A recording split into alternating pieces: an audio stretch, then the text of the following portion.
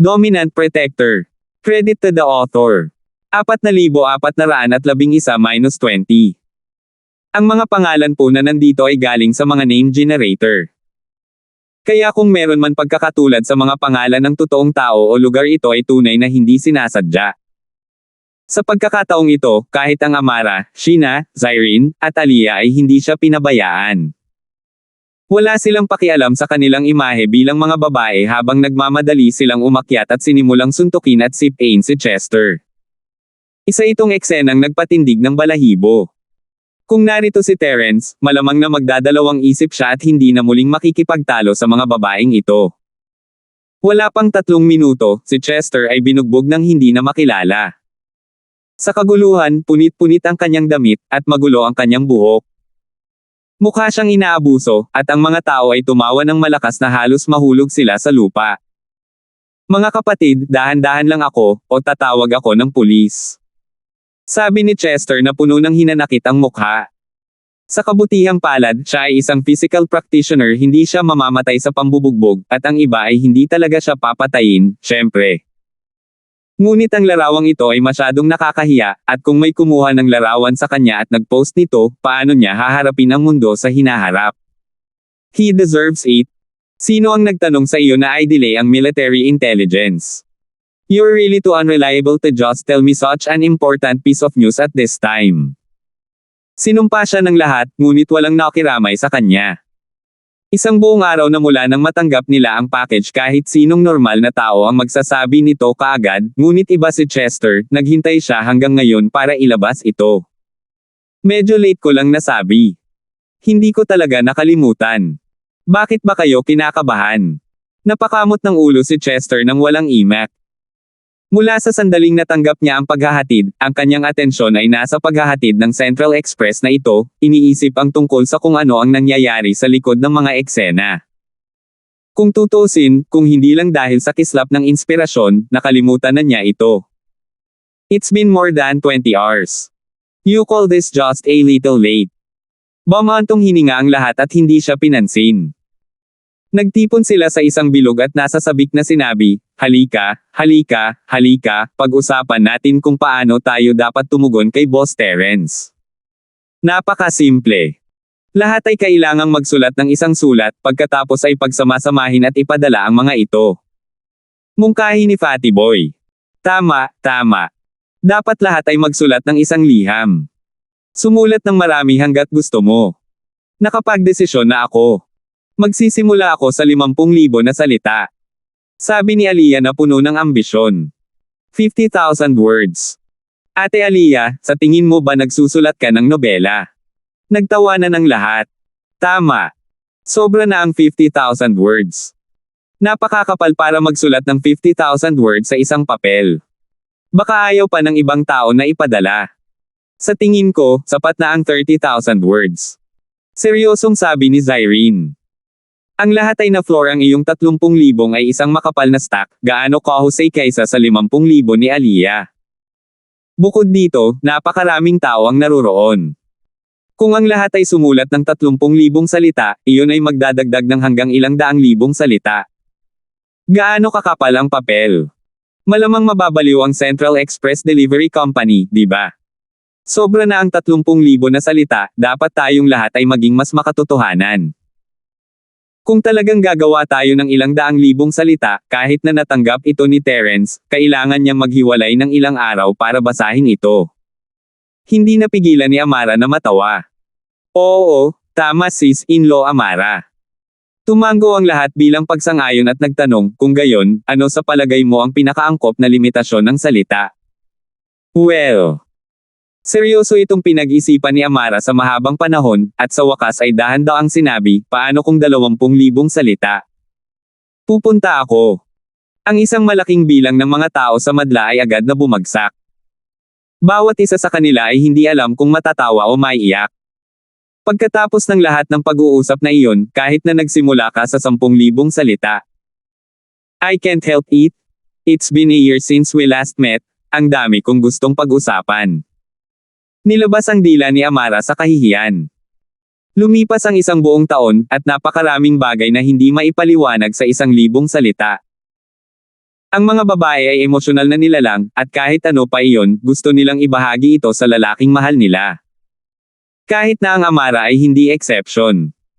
Para sa kapakanan ng haba ng liham, ang lahat ay nagtipon at pinag-usapan ito sa loob ng isang buong oras bago sila tuluyang nagkasundo. Isa-isa silang kumuha ng panulat at papel, nakahanap ng lugar, at nagsimulang magsulat ng mabilis. Nakakatense ang atmosphere na parang nalalapit na ang isang malaking pagsusulit. Kung tungkol sa kung ano ang isusulat ng mga taong ito, malalaman lamang ni Terence kapag natanggap niya ito sa Sky Class Island. Siyempre, may posibilidad na hindi niya ito matanggap, halimbawa, ang mga liham na isinulat ng mga lalaking ito ay masyadong mabigat at makapal para ipadala sa pamamagitan ng express delivery. Sky Class Island, South Continent, Demon Cold Sea Area. Ang malademonyong malamig na lungsod, na noon ay maingay, ay partikular na masikip ngayon. Ang high-profile escort agency event sa South Continent ay opisyal nang nagsimula ngayong araw. Bagamat ito ay isang escort agency event sa pangalan at tila walang kinalaman sa karamihan ng mga tao, sa katunayan, maraming escort agencies ang may katayuan na mas mataas kaysa sa mga ordinaryong logistic na organisasyon sa magulong South Continent Sea Area. Dahil sa kawalan ng pinag-isang at makapangyarihang opisyal na puwersa, maraming escort agencies, sa isang malaking lawak, ang gumanap din ng papel sa pagpapanatili ng kaayusan sa mga dagat na bahagi ng South Continent. Ang kanilang pag-iral ay isang kailangang-kailangan na pagpigil sa lahat ng uri ng maliliit na fries, kabilang ang mga pirates. Sa katunayan, kahit na ang bahagi ng dagat ng Timog Kontinente ay isang magulong lugar, may malaking pagkakaiba sa antas ng kaguluhan sa pagitan ng bawat lugar. Kadalasan, ang lugar ng dagat na may makapangyarihang ahensya ng escort ay medyo matatag, habang ang lugar ng dagat na may mahina o kahit na walang mga ahensya ng escort ay lubhang magulo. Halimbawa, ang malalamig na lugar ng dagat na demonyo ay palaging ang pinakamaayos na lugar ng dagat sa kontinente ng Timog dahil sa pagkakaroon ng 4 na ahensyang escort ng SEAS, na palaging nasa tuktok na posisyon. Ang isa pang halimbawa ay ang Windark Sea Area. Dahil sa pantay na ahensya ng bodyguard ng 5th Ranked Heaven, kahit na ang pagkakasunod-sunod nito ay hindi kasing ganda ng Demon Cold Sea Area, hindi ito naging unmanageable. Gayunpaman, walang disente at makapangyarihang escort agency sa lugar ng Zinduan Sea. Sa makatuwid, ang antas ng kaguluhan sa lugar ng Zinduan Sea ay higit pa sa lugar ng Demon Cold Sea at sa Black Sea Area. Ito ay palaging isang lugar ng pagtitipon para sa maraming pirates. Kahit natapang na pinag-uusapan ng mga pirates ang pagnanakaw, walang nang-ahas na makialam sa kanilang negosyo. Ito ay dahil ang 7 sa bawat 10 tao sa nakapaligid na lugar ay maaaring mga pirates, at ang natitirang 3 ay maaaring mga broker na nagdadalubhasa sa pagbebenta ng mga nakaw na kalakal para sa mga pirates. Kaya naman, kung wala ang mga escort agencies na ito, ang sitwasyon sa dagat ay magiging mas magulo at malupit kaysa ngayon. Malamang na ito ay magiging isang gulo, at kahit na ang isang bahagyang maunlad na lungsod tulad ng demonyong malamig na lungsod ay hindi makikita. Sa makatuwid, ang lahat ng pinakamakapangyarihang escort agency sa South Continent Sea Area ay titipunin sa 5 taong South Continent Escort Agency Event. Ito ay hindi lamang isang simpleng pagtitipon sa industriya, ngunit isang pangunahing kaganapan na binigyang pansin ng lahat sa lugar ng dagat ng Timog Kontinente. 4,412. Hindi lamang matutukoy ng resulta ang pagraranggo ng mga ahensya ng escort, kundi pati na rin ang istruktura ng kapangyarihan sa hinaharap ng lugar ng dagat ng Timog Kontinente. Sa susunod na taon, kung aling bahagi ng dagat ang magiging mas ligtas at mas mapanganib ay depende sa direksyon ng kaganapang ito. Sa oras na ito, ang mga tao mula sa lahat ng antas ng pamumuhay ay nagtipon na sa malaking plaza. Sa unang tingin, may mga tao mula sa lahat ng uri ng sekta at puwersa. Marami sa kanila ang naimbitahang panoorin ang seremonya, at marami sa kanila ang kusang nanood ng kasiyahan. Gayunpaman, ang pinakakapansin-pansing mga tao na naruroon ay ang mga bodyguard mula sa ahensya ng bodyguard. Tumingin si Terence sa nakasisilaw na hanay ng mga flag at nakinig sa paliwanag ni Wenhan. Hindi niya maiwasang magulat. Bagamat ang 5 pinakamalaking escort agencies ang nagho-host ng event na ito, mayroon talagang 32 escort agencies ang kalahok.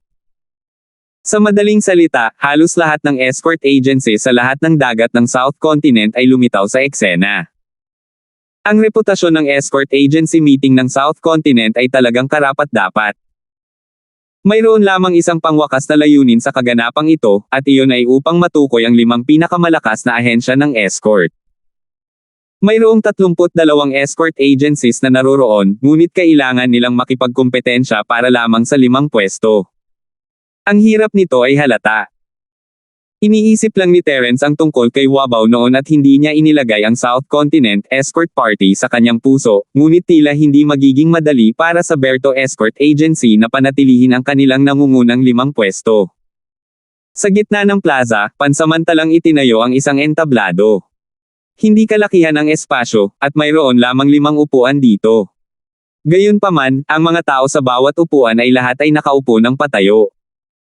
Hindi man sila gumawa ng ingay, sapat na ang aura ng 5 tao para pigilan ang buong eksena. Mayroon silang hangin ng mga eksperto ng walang pag-aalinlangan. Kabilang sa kanila, ang ama ni Wenhan, si Ming Yuan, ay isa sa kanila. Hindi na kailangang sabihin, ito ang judging team na binuo ng 5 pangunahing ahensya ng bodyguard. Salamat sa lahat sa pagpunta. Ako ang pinuno ng 4 na SIS Escort Agency, walang hangganang dagat. Sa ngalan ng 5 malalaking escort agencies, binibigyan ko ng respeto ang lahat ng mga bayaning naroroon. Ang matipunong lalaking nakaupo sa gitna ng 5 tao ay biglang tumayo at kinulong ang kanyang mga kamay. Ang kanyang boses ay parang isang mahusay na kampana at parang kulog, talagang nilunod nito ang ingay ng napakaraming tao sa plaza, at naging tahimik ang plaza. Ang mga mata ng lahat ay hindi sinasadyang nakatuon sa ulo ng 4 na ahensyang escort ng SIS. Samantala, ang mga escort mula sa 32 escort agencies ay nagsimulang kuskusin ang kanilang mga kamao at kuskusin ang kanilang mga palad bilang pag-asa, naghihintay sa susunod na opisyal na showdown. Ito ang pinakamagandang yugto para ipakita nila.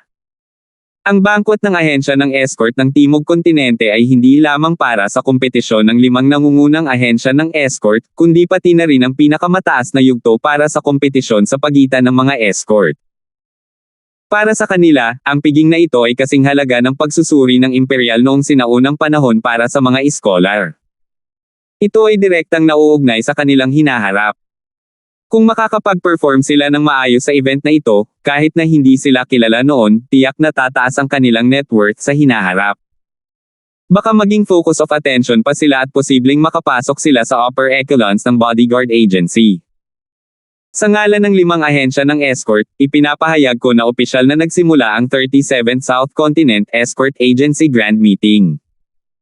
Ang walang hangganang dagat ay malinaw na isang taong hindi gustong mag-aksaya ng mga salita. Nang magsalita siya, hindi na kailangan ng kahit anong maliit na usapan. Dumiretso siya sa punto. Ang buong lugar ay sumabog sa isang nanginginig na saya. Hinangaan nila ang malinis at mahusay na estilo ng dagat. To put it bluntly, maliban sa mga bodyguard mula sa 32 security agencies, lahat ng iba ay nagtipon dito para lang panoorin ang mga bodyguard mula sa malalaking security agencies na naglalaban hanggang mamatay. Gusto nilang makita ang matinding labanan ng mga talim at dugo, hindi para makinig sa mga kalokohan ng mga tinatawag nilang importanteng tao. Kung umahan ng walang hangganang dagat upang magbigay ng 1 oras na ulat, malamang na umalis na ang karamihan sa mga taong naroroon. Maging ang mga bodyguard mula sa bodyguard agency ay magsisimula na rin sa pag-idlip. Ang pulong ng ahensya ng escort ng Timog Kontinente ay ginanap sa loob ng napakaraming taon. Malinaw ang layunin ng pagpupulong na ito. Naniniwala akong alam ng lahat dito na ito ay upang kunin ang pambihirang pagkakataong ito upang subukan at pagbutihin ang mga kasanayan sa pag-escort ng mga miyembro ng ahensya ng escort. Huminto ang walang hangganang dagat, pagkatapos ay bumaling sa mga bodyguard at sinabing, ang pag-escort ang trabaho mo at ang pundasyon ng iyong buhay. Kung hindi mo ito magagawa ng maayos, paano ka magiging escort? Paano ka magkakaroon ng foothold sa tubig ng South Continent? Sa makatuwid, sa festival na ito, ang lahat ng mga kompetisyon ay nakasentro sa escort. Naniniwala ako na walang sino man ang tututol dito. Lahat ng bodyguards mula sa 32 bodyguard agencies ay tumango bilang pagsang-ayon. Ito ay isang natatanging pagpupulong ng mga ahensya ng bodyguard sa South Continent. Bilang mga bodyguard, dapat silang nakikipagkompetensya sa kanilang imahe, ugali, at pagbuburda. Ito ay hindi tulad ng kami ay tumatakbo para sa walang talo na silangan. Very good. Susunod, ang head escort na si Buffen ng Divine Wind Escort Agency ay mag-aanunsyo ng mga patakaran ng unang round. Ang walang hangganang dagat ay tumanggo sa katanghaliang lalaki sa kanyang kanan at saka muling umupo. Lahat, pagkatapos ng isang talakayan, napagpasyahan ng judging team na ang unang round ng South Continent Escort event ngayong taon ay isang scene simulation na malapit na nauugnay sa iyong pang-araw-araw na escort. Ito ang tugon sa pagnanakaw.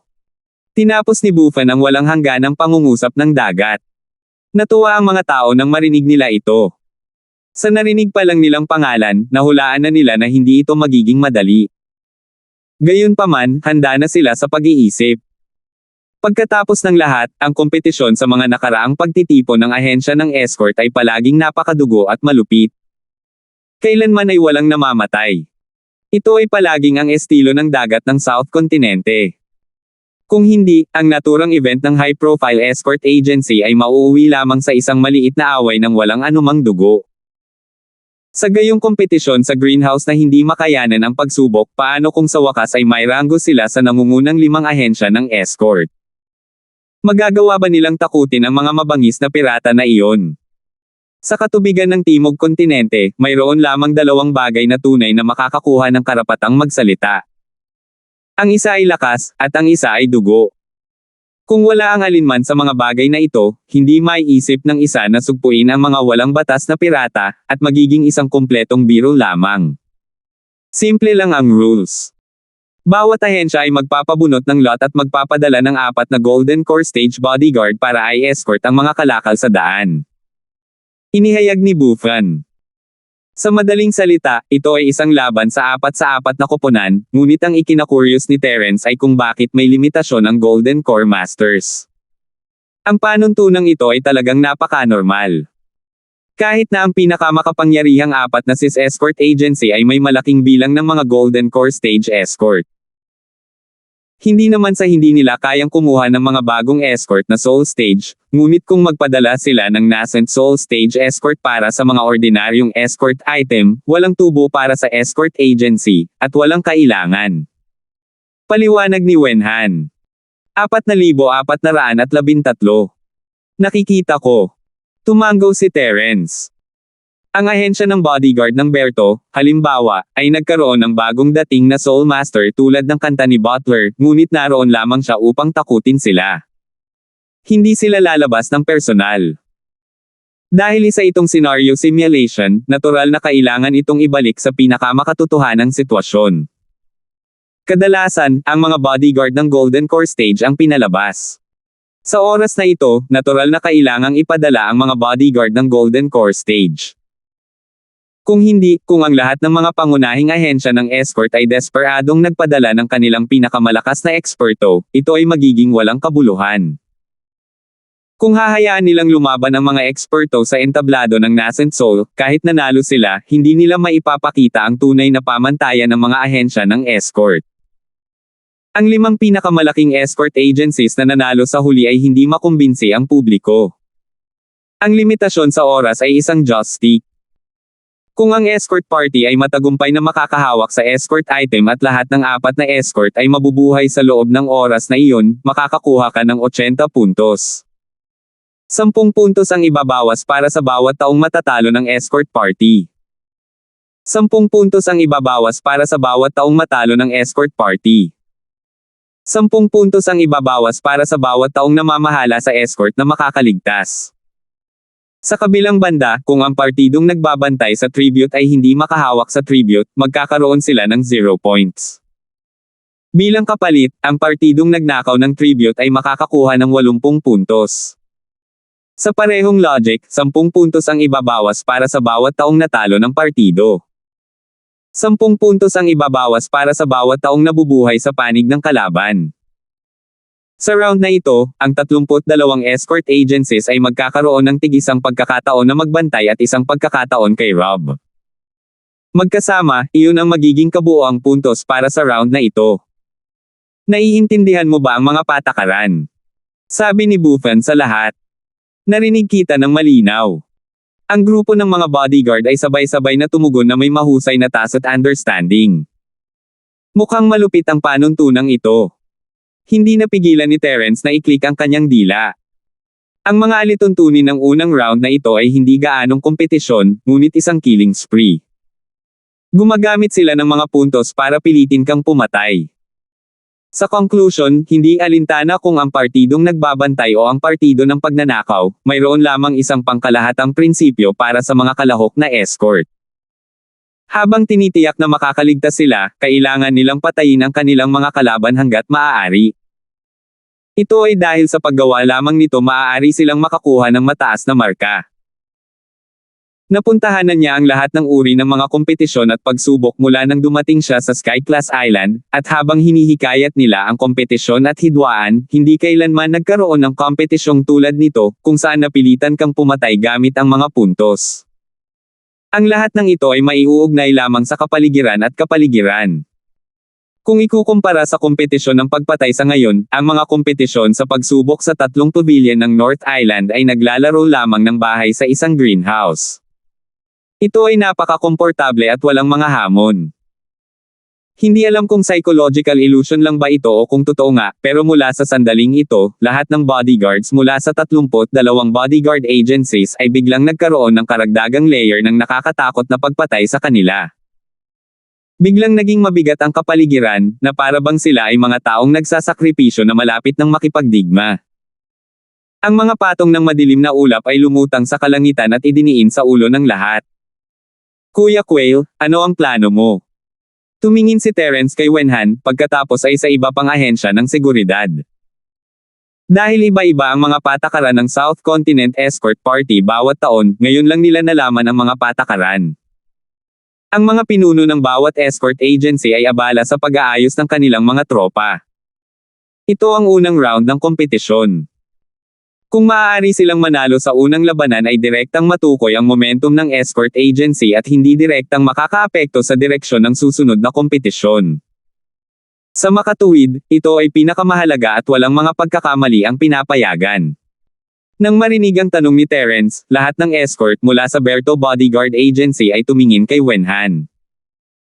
Ang pinuno ng mga escort, si Ming Yuan, ay nasa entablado na naghatol, kaya ang pagkakaayos ng mga tropa ay nahulog sa mga balikat ng Young Master. Ang kinabukasan at kapalaran ng bawat isa ay natural na nahulog sa kanyang mga kamay. Magandang tanong, Kuya Ford. Bagamat iba ang format ng kompetisyon sa bawat distinguished meeting ng escort agency ng South Continent, ang mga escort agencies na nakakamit ng magagandang resulta sa huli ay gumagamit ng parehong diskarte. Walang mga exception.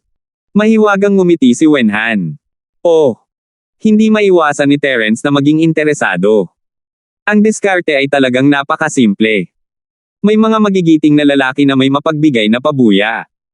Tumingin si Wenhan sa mga bodyguard sa paligid niya at hininaan ang boses. Sinabi na sa akin ng matanda noon na hindi maramo ang gantimpala para sa kompetisyong ito, kaya matagal ko na itong pinaghandaan. Kung hindi, bakit kailangan kong magtagal para tipunin ang 300,000 espiritual na jade na binayaran ko sa pamilya Hong noong nakaraan? Biglang naintindihan ni Terence kaya pinaghandaan niya ito. Makinig kayong lahat. Para sa round na ito ng kompetisyon, nagbabantay ka man o nagnanakaw ng mga gamit, sino man mula sa escort agency ay gagantimpalaan ng 50,000 spiritual jades basta't makapasok sila sa ring. Inihayag ni Wenhan sa karamihan. Lahat ng escort mula sa Berto Bodyguard Agency ay napabuntong hininga sa mga salitang iyon. Maging si Terence ay nabigla. Ang 50,000 espiritual na jade ay hindi maliit na halaga. Maraming mga escort ang maaaring hindi magkaroon ng ganoong kalaking ipon kahit na sila ay nagtrabaho ng husto ng higit sa 10 taon. Ang mag-ama Quail ay lalabas ng todo. Gayunpaman, nang pag-isipan niyang mabuti, sa ganitong malupit na kompetisyon sa pagpatay, bawat kalahok ay nakikipaglaban sa kanilang buhay. Sa sandaling pumasok sila sa arena, nangangahulugan ito na mayroong 70% na posibilidad ng kamatayan. Hindi ito biro. Kung walang sapat na benepisyo, sino ang handang ipagsapalaran ang kanilang buhay ng walang dahilan? Sa pamamagitan lamang ng malalaking gantimpala magkakaroon ng mga taong mapagsakripisyo. Hindi lamang ang Berto Escort Agency, kundi ang iba pang escort agencies na naruroon ay nagbigay din ng masaganang pabuya sa mga kalahok. Upang makakuha ng magandang ranggo sa South Continent Escort Agency meeting ngayong taon, ito ang pinakapangunahing sakripisyo. Siyempre, sa iba't ibang ahensya ng bodyguard, ang ganitong uri ng pagsisikap ay hindi ganap na walang pagbabalik. Sa kabaligtaran, kung kaya nilang manalo sa kompetisyon at kahit na gumawa ng pangalan para sa kanilang sarili, ang mga pagbabalik ay magiging mas mapagbigay kaysa sa inaakala ng mga ordinaryong tao. Hindi ito tumutukoy sa mga gantimpala ng kompetisyon, ngunit sa mga malalaking asosasyon ng mga mangangalakal na espesyal na inimbitahan upang panoorin ang kompetisyon. Nakagawa na sila ng pasalita ng maaga na marami sa kanilang mga susunod na malalaking order ay pipirmahan kaagad sa escort agency ng nanalong partido. Sa oras na iyon, ang mga benepisyong kasangkot ay hindi kasing simple ng ilang 10,000 espiritual na jade. Ito ay isang astronomical figure na maaaring makaapekto sa pagtaas at pagbaba ng anumang ahensya ng escort, kahit na ang 5 pangunahing ahensya ng escort. Hindi lamang ang mga order na ito ay lubos na kumikita, ngunit direkta din nilang tinukoy ang bahagi ng merkado. Masasabing malaki ang kahalagahan nito. Sa makatuwid, sina Ming Yuan at Wen Han ay kailangang walang gastos para manalo, kahit na ang ibig sabihin nito ay mapangalagaan ang kanilang impluwensya. 50,000 espiritu jade. Nahaharap sa napakalaking gantimpala, ang lahat ng mga escort mula sa ahensya ng bodyguard ng Berto ay nagsimulang huminga ng malalim. Bagamat ang ibang ahensya ng bodyguard ay nag-alok din ng malalaking pabuya, iilan lamang ang umabot sa bilang na 50,000 espiritual na jade. Pagkatapos ng lahat, ang iba pang mga ahensya ng escort ay hindi kasing yaman ng Berto Escort Agency, na isa sa 5 pangunahing ahensya ng escort.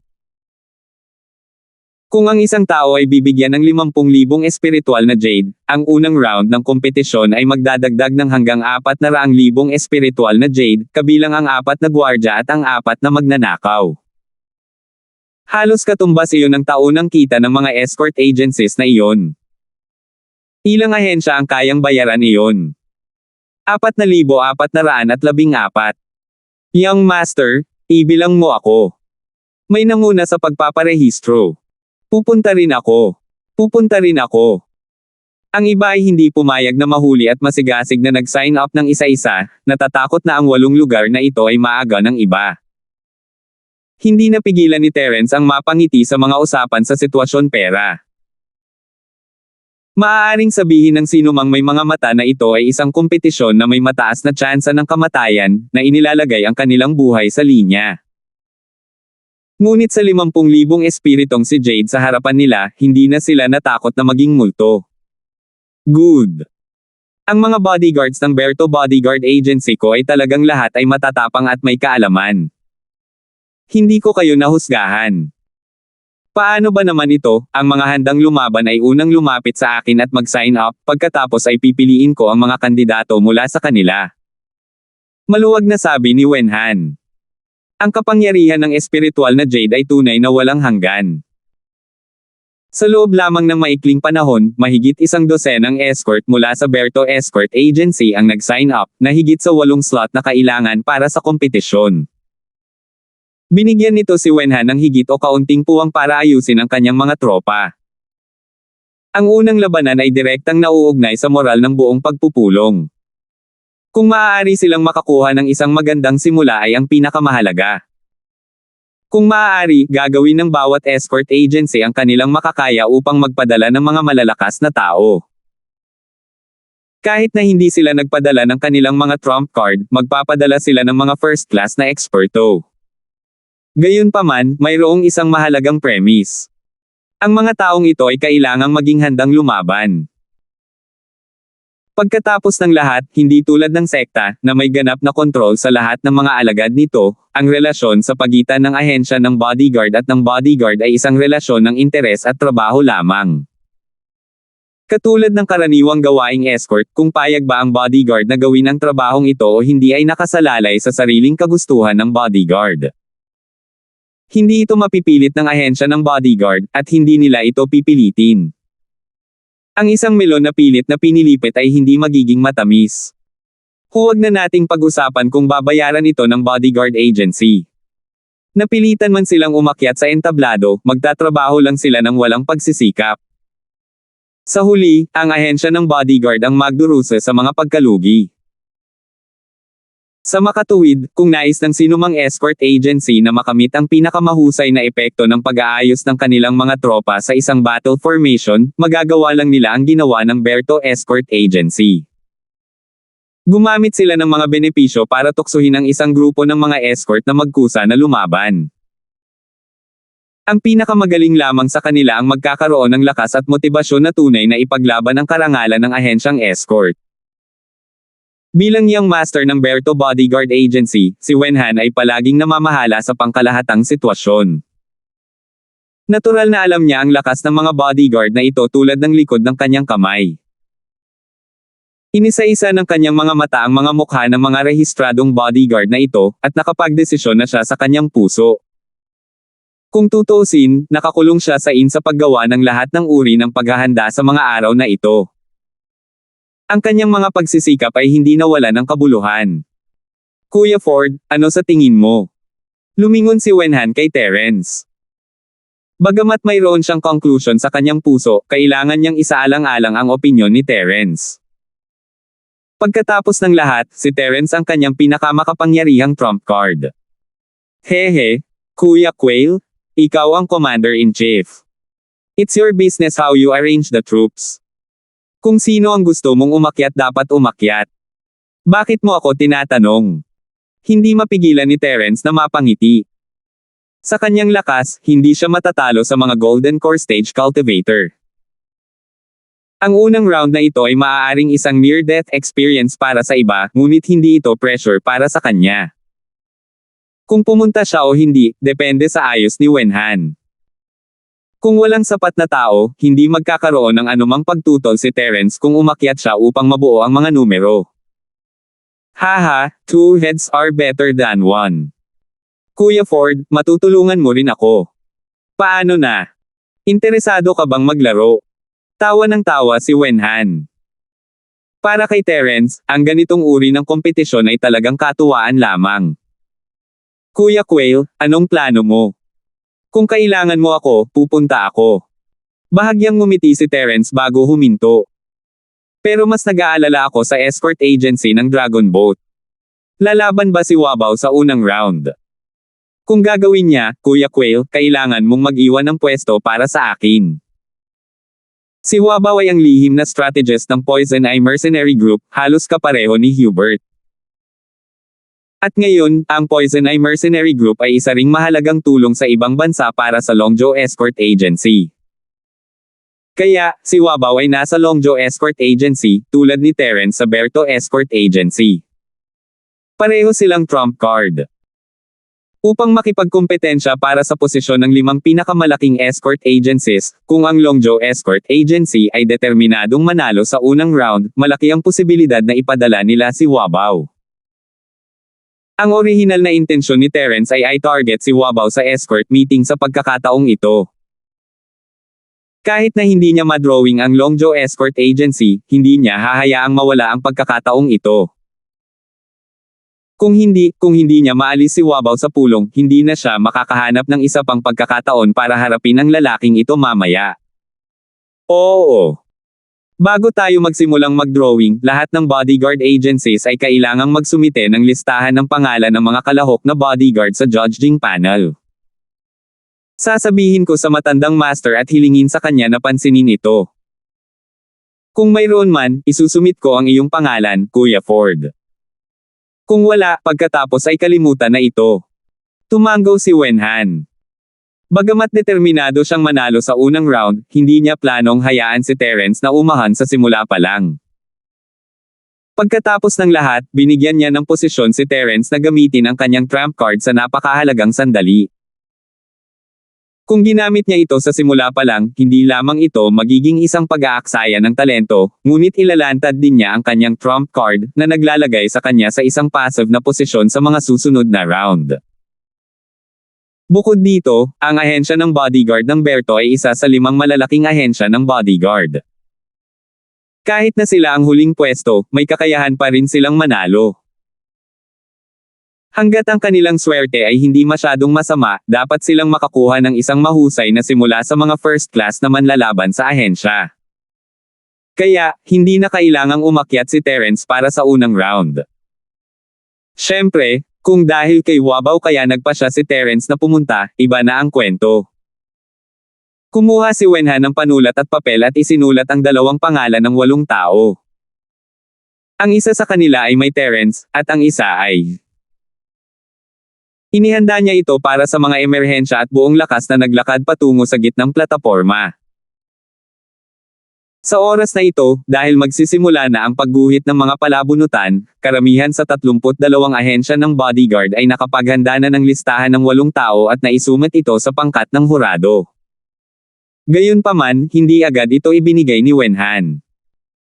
Sa halip, tumakbo siya papunta sa kanyang ama, si Ming Yuan, at nagsalita ng ilang salita sa kanyang tainga. Pagkatapos, bumaba siya dala ang listahan at naghintay sa gilid. Hindi lamang si Wenhan, ngunit mayroon ding mga tao mula sa iba pang ahensya ng bodyguard na nagbabantay.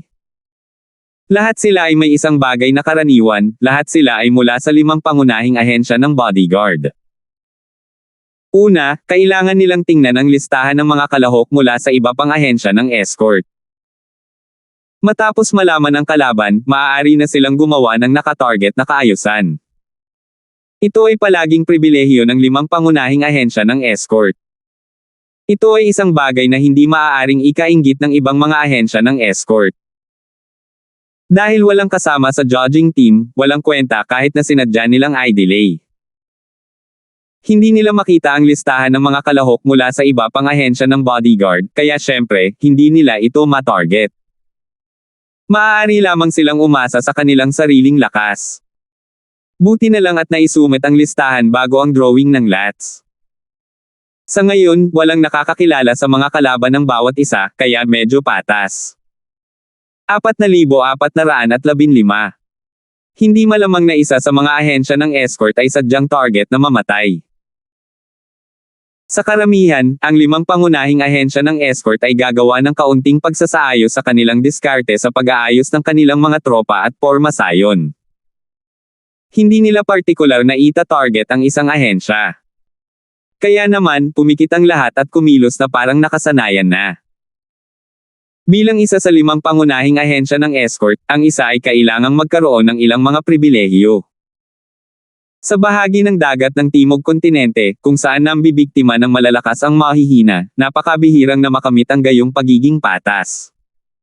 Walang hanggal na humingi ng tinatawag na true fairness. Pagkaraan ng ilang sandali, nakita ni Ming Yuan ang listahan ng pangalan ng Dragon Boat Escort. Umiling siya kay Wenhan, na nagpapahiwatig na hindi niya nakita si Wabaw. Pagkatapos ay ibinigay ni Wenhan ang listahan ng 8 tao na inihanda niya ng maaga.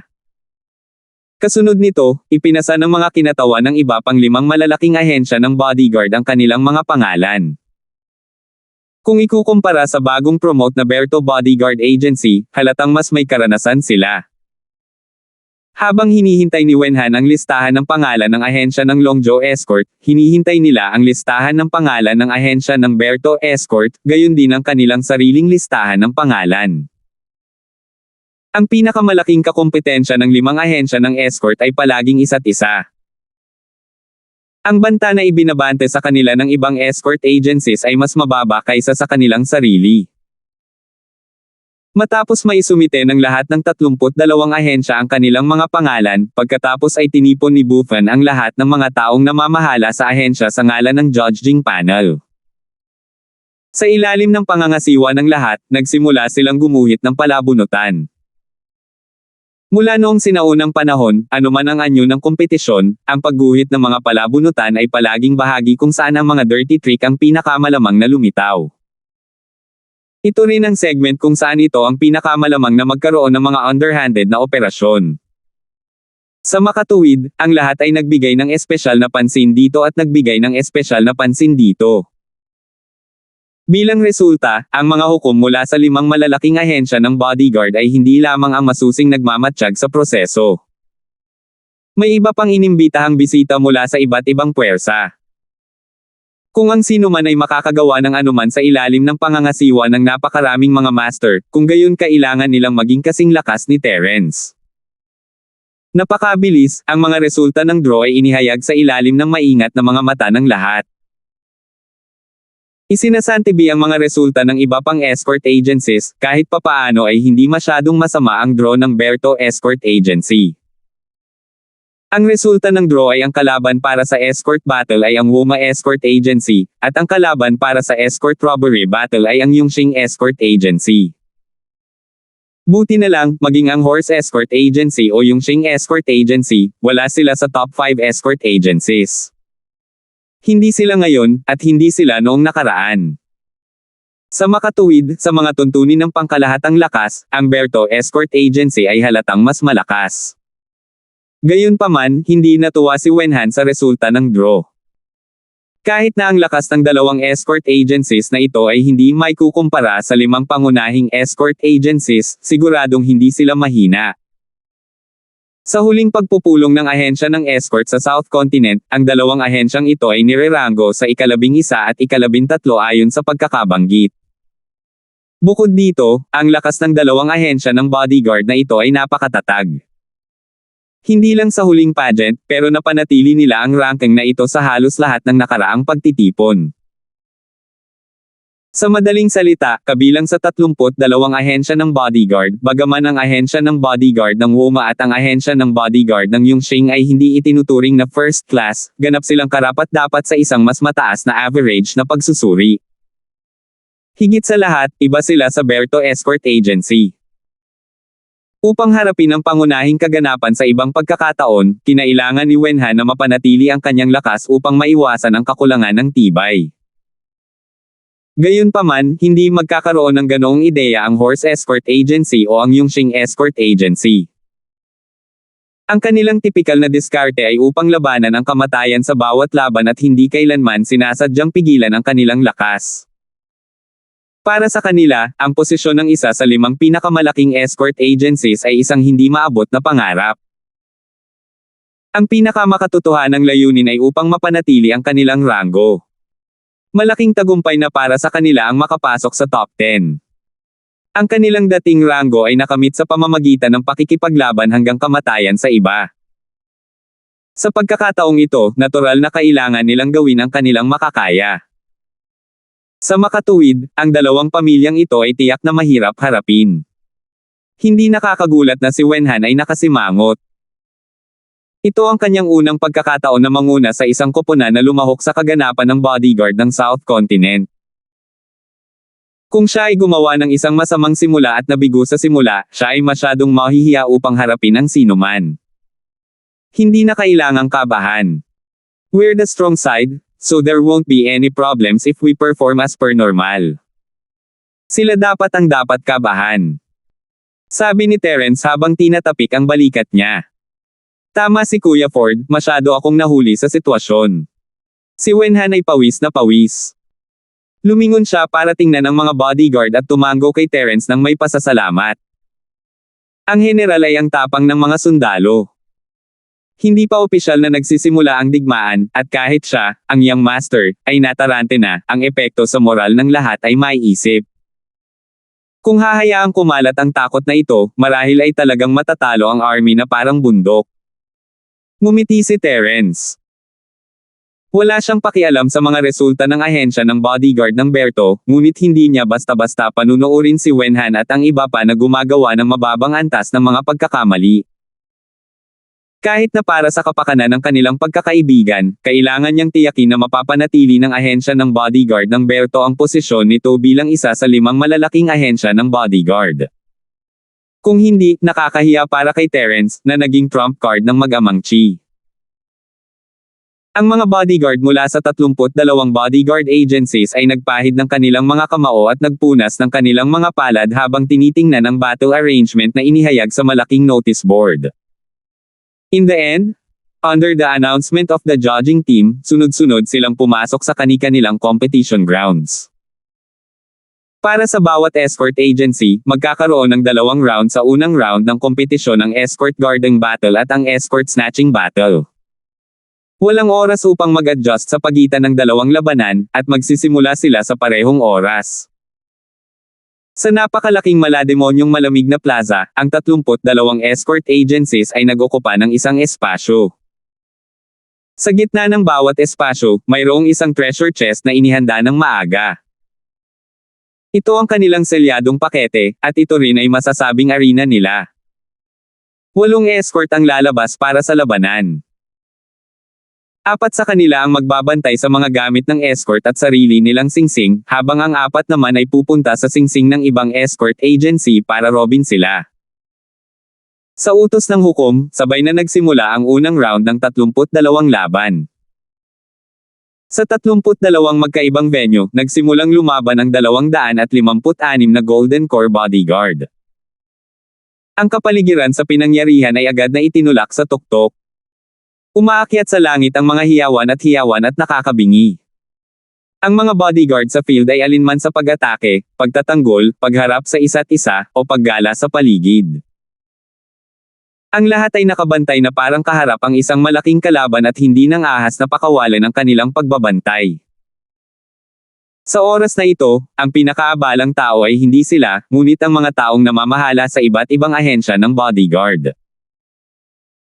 Katulad ni Wenhan, dahil ang 2 tunggalian ay nagsimula sa magkaibang lokasyon sa parehong oras, imposibleng alagaan ang magkabilang panig ng sabay. Hindi niya talaga kayang dumalo sa magkabilang panig ng sabay. Sa huli, wala siyang choice kundi humingi ng tulong kay Butler Song at hayaan siyang pangasiwaan ng isa pang escort battle. Ang posisyon ng Butler Song sa Berto Bodyguard Agency ay hindi mas mababa kay Wenhan. Sa kanyang pangangasiwa sa labanan, ang mga bodyguard ay hindi nang ahas na pabayaan siya. Gayunpaman, sa harap ng paghingi ng tulong ni Wenhan, umiling lang ang Butler Song at itinuro si Terence. Ay, tama. Noon lang nag-react si Wenhan. Palihim niyang pinuri si Tito Kanta dahil sa kanyang kinang. Malayo ang iniisip niya.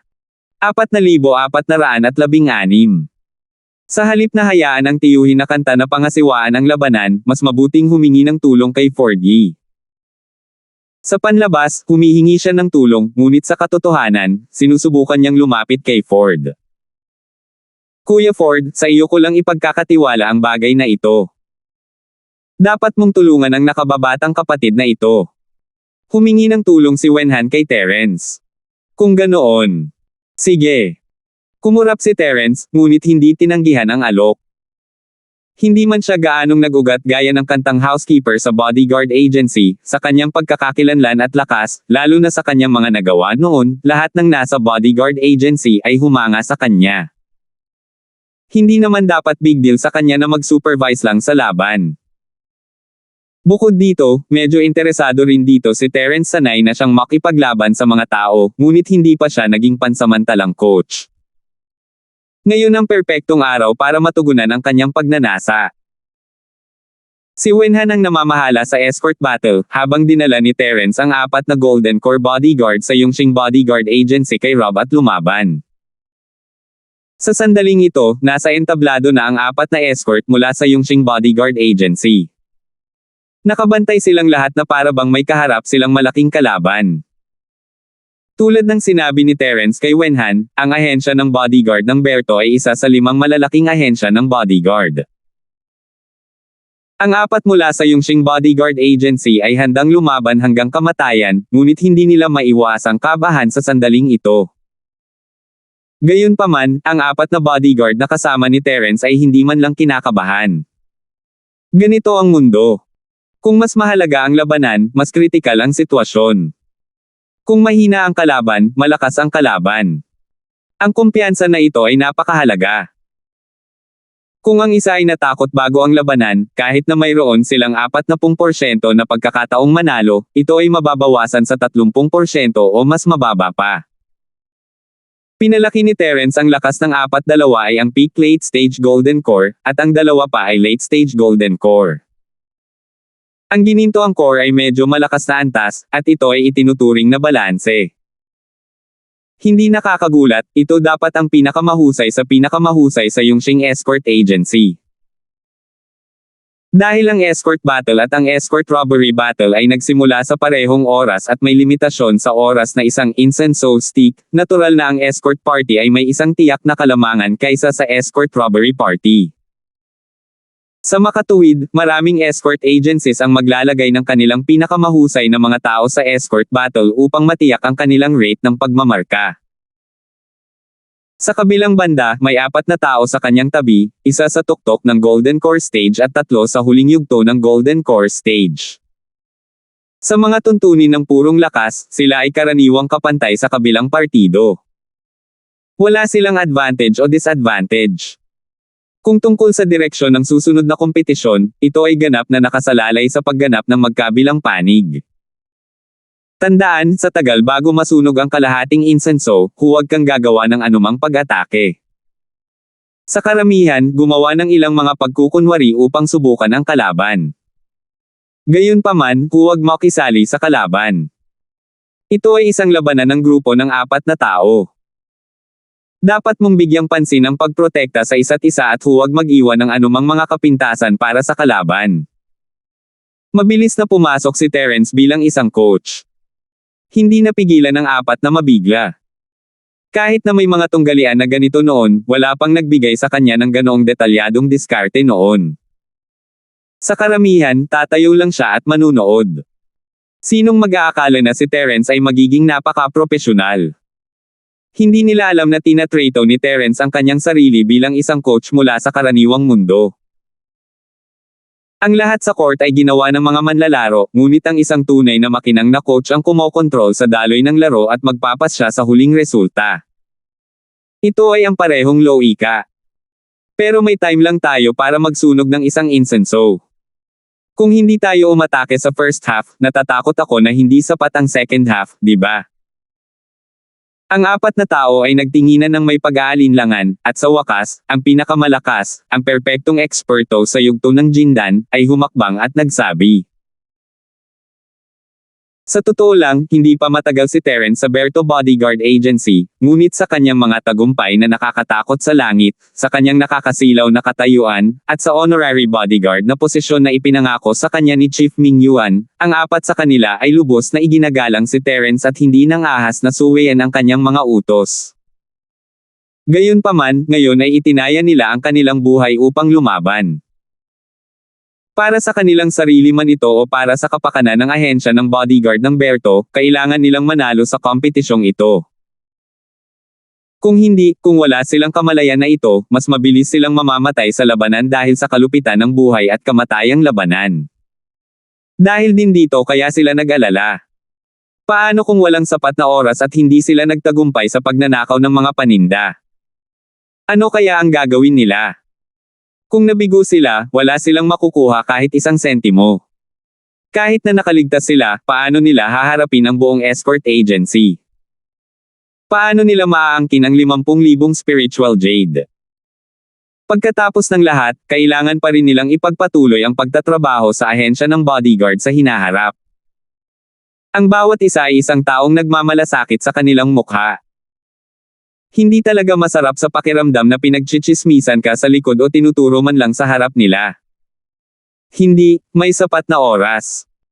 Kumpiyansa na umiling si Terence at pinag-aralan ang sitwasyon para sa 4, huwag magkamali. Ang ganitong uri ng kompetisyon ay maaaring mukhang isang buhay at kamatayang labanan, ngunit ang pangunahing punto ay hindi ang pagpatay, ngunit ang escort item. Hindi ba lahat tayo nag-aaway sa dami ng ulo? Hindi maiwasang mapatingin silang 4. Ang unang round na ito ay dapat na isang pagnanakaw, ngunit ang sinumang nakabasa ng mga patakaran ay malalaman na ito ay malinaw na isang paligsahan ng mga puntos batay sa mga pagpatay. Tungkol naman sa tribute, symbolic gimmick lang iyon. Hehe, kung simpleng laban lang, hindi mo ba naisip na sobrang kulang sa skill? Napaka-effect ng ganitong simple at brutal na diskarte kapag may absolute advantage ka, pero tingnan mo ang lakas ng kabilang side. Kung ganito talaga ang laban mo, ano sa tingin mo ang chance mo na mabuhay? Tanong ni Terence. Ito. Biglang nabulunan ang apat. Hindi sila tanga. Ang lakas ng magkabilang panig ay pantay. Sa sandaling umunlad ang kompetisyon sa isang brutal na direksyon, hindi imposible na maalis ang buong koponan. Ito ay magiging napakabihirang para sa dalawang tao na mabuhay sa huli. Tandaan mo, ang laban na ito ay hindi isang simpleng laban. Ang kailangan mong gawin ay hindi lang patayin ang iyong mga kalaban, ngunit higit sa lahat, protektahan ang iyong sarili. Ang susi dito ay ang kahon ng mga selyadong bagay. Ayon sa mga alituntunin, sino man ang makakuha ng escort item ay natural na magkakaroon ng inisyatiba, seryosong sabi ni Terence. Hanggat mayroon kang inisyatiba, makokontrol mo ang daloy ng laro at masigurado na makakakuha ka ng mga puntos at ligtas na makaka-atres. Nang marinig ito, biglang nagliwanag ang mata ng apat. Talagang pinanghahawakan nila ang paniniwala na lalaban sila hanggang kamatayan, ngunit kung makakapuntos sila at makaka-atres ng ligtas sa parehong oras, sino ba talaga ang magrereklamo sa sobrang haba ng kanilang buhay?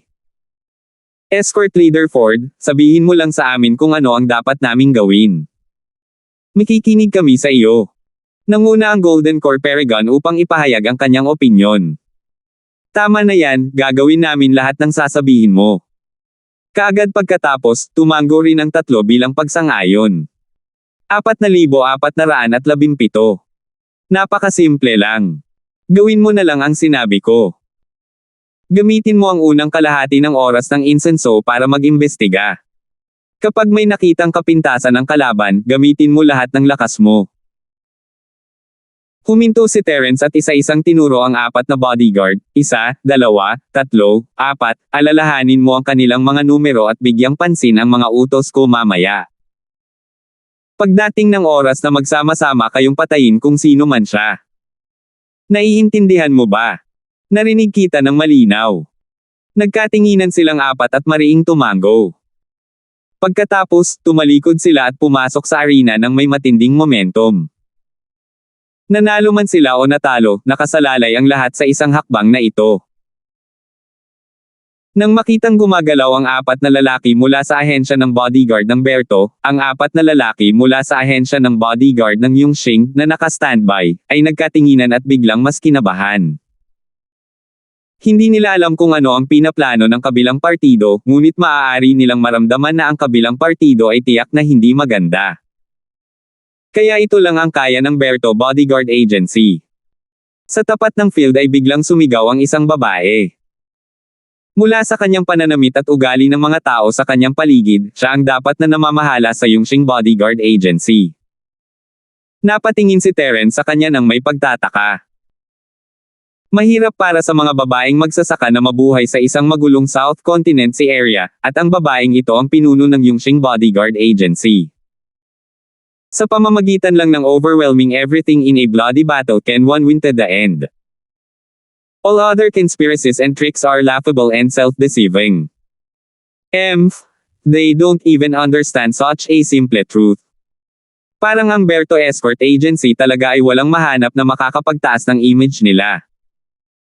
Last time, they were just lucky enough to get into one of the 5 reputation. They don't deserve their major escort agencies. Ngumisi ang babae na walang tinatago. Ang atensyon ng lahat ay agad na nabaling sa kanya, at ang mga mata ni Terence ay bumagsak din sa kanya, ngunit bahagya lamang itong ngumiti, walang balak na sumagot. Wala siya sa mood makipagtalo sa isang babae sa ganitong sitwasyon. Isinantibi ang lahat, kahit papaano ay may epekto ang mga salita ng babae. Ang apat na escort mula sa Yongxing Bodyguard Agency ay halatang hindi na kinakabahan tulad ng dati. Ang sadyang pagmamaliit sa kanilang mga kalaban ay maaaring magkaroon ng mga side effect, ngunit hindi bababa sa maaari itong bumuo ng kumpiyansa. Sa isang sitwasyon kung saan ang kanilang lakas ay pantay, ang pagtitiwala ay mas mahalaga kaysa sa anupaman. Sa sandaling ito, ang mga kalahok mula sa magkabilang panig ay nakatayo na sa kanilang mga posisyon. Habang nagsindi ng insenso ang staff ng conference, opisyal na nagsimula ang unang round ng robbery battle sa pagitan ng Berto Escort Agency at Yongxing Escort Agency. Ang reputasyon ng isang tao ay parang anino ng isang puno. Pagkatapos ng lahat, ang Berto Escort Agency ay isa sa 5 pangunahing escort agencies. Natural lang na sila ang manggenguna sa mentality at aura. Sa ganoong sitwasyon, naisip ng mga tao mula sa ahensya ng bodyguard ng Yongxing na ang kabilang partido ay hindi magsasabi ng anuman at direktang susugod sa kanila tulad ng hangin ng taglagas na tinatangay ang mga nahulog na dahon. Gayunpaman, sa katotohanan, ang 4 na tao mula sa ahensya ng bodyguard ng Berto ay napakaingat. Napanatili nila ang isang masikip na pormasayo na nagpapahintulot sa kanila na tumingin sa isa't isa. Nakatingin sila sa malayo at hinarap sila. Wala silang kahit katiting na intensyon na umatake. Nakikita mo yun. Ito ang iyong kalaban. Mga ganitong klaseng duwag na napakatagal nang nagbubulungan na wala man lang ni isang pagkalalaki. Bilang partidong nagsuot ng mga paninda, para silang mga pagong na marunong lamang magtago sa kanilang mga kabibi at hindi nang ahas gumalaw. Possible kayang maging Yongxing bodyguard natin ang ganitong klase ng tao, kahit nakalaban natin ang ahensyang ito, hindi tayo makakain ng ganito. Shit! Nagsimula na namang sumigaw ang babae. Nagtawanan ng mga nakapaligid na audience. Kahit na ang escort leader ng Yongxing Bodyguard Agency ay isang babae, ang kanyang mga salita ay mas mabaho kaysa sa ibang mga lalaki. Bukod dito, hindi niya kailangang maging partikular na tungkol sa pagdadala bilang mga lalaki. Kahit paano siya magsalita ng hindi nag-iisip, walang masisisi sa kanya. Naiinis lang siya. Ang 4 na lalaki mula sa ahensya ng escort ng Berto ay malinaw na nawawala ng lakas pagkatapos ng walang pakundangan ng babaeng ito. Pumunta sila dito para makipaglaban sa kanilang buhay sa linya, hindi para makinig sa walang pigil na pangungutya ng babaeng ito. Hindi nila kayang mawala ng mukha sa harap ng napakaraming tao. Bukod dito, sa harap ng mga babae, ang mga lalaki ay likas na isang uri ng napakakompetensyang nilalang. Kahit bagbog-bagbog na sila, magpapanggap pa rin silang mataba. Ito ay isang likas na instinct, at ito ay naisulat na sa genetic na mapa ng maaga bago pa sila isinilang. Hindi na napigilan ng 4 ang galit at tuluyang naglunsad ng kanilang unang atake. Ito ang pinakamalakas sa kumpletong Gold Core realm na nanguna. Gayunpaman, hindi siya lubusang nababalot ng galit. Bagamat umatake siya sa galit, sinasadya niyang pinili ang pinakamahina na late Gold Core sa 4 bilang breakthrough point. Tumingin si Terence sa gilid at hindi sila pinigilan. Sinabi niya sa 4 na huminto sa kalahating oras ng insenso, ngunit hindi masamang ideya na subukan ang tubig. Sa kabilang banda, ang babaeng escort leader ng Yongxing Bodyguard Agency ay biglang nagsiwalat ng panunuyan ng tagumpay. Bagamat isa siyang shrew, hindi niya siya kutsain at kutsain sa harap ng napakaraming tao nang walang pakialam sa kanyang imahe. Ang dahilan kung bakit sinasadya niya ito ay upang pasiglahin ang kalaban na magkusa at sumulong. Ang partidong nagbabantay sa escort ay may natural na kalamangan. Hanggat maaari nilang gugulin ang oras na kinakailangan para masunog ang isang insenso at panatilihin ang mga escort item, maaari nilang matiyak na makakakuha sila ng mga puntos. Gayunpaman, ang babaeng escort leader ng Yongxing Escort Agency ay hindi masisiyahan ng ganoon kadali. Inilagay niya ang kanyang 4 na pinakamalakas na bodyguard sa escort battle na ito. Tungkol naman sa escort robbery battle, wala na siyang pag-asa. Ang kanyang kalaban ay ang pinakamakapangyarihan sa 32 escort agencies, ang 4 na SIS Escort Agency.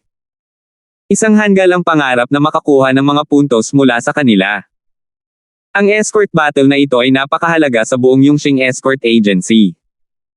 Hindi lang kailangan nilang umiskor, ngunit kailangan din nilang umiskor ng maraming puntos hanggat maaari.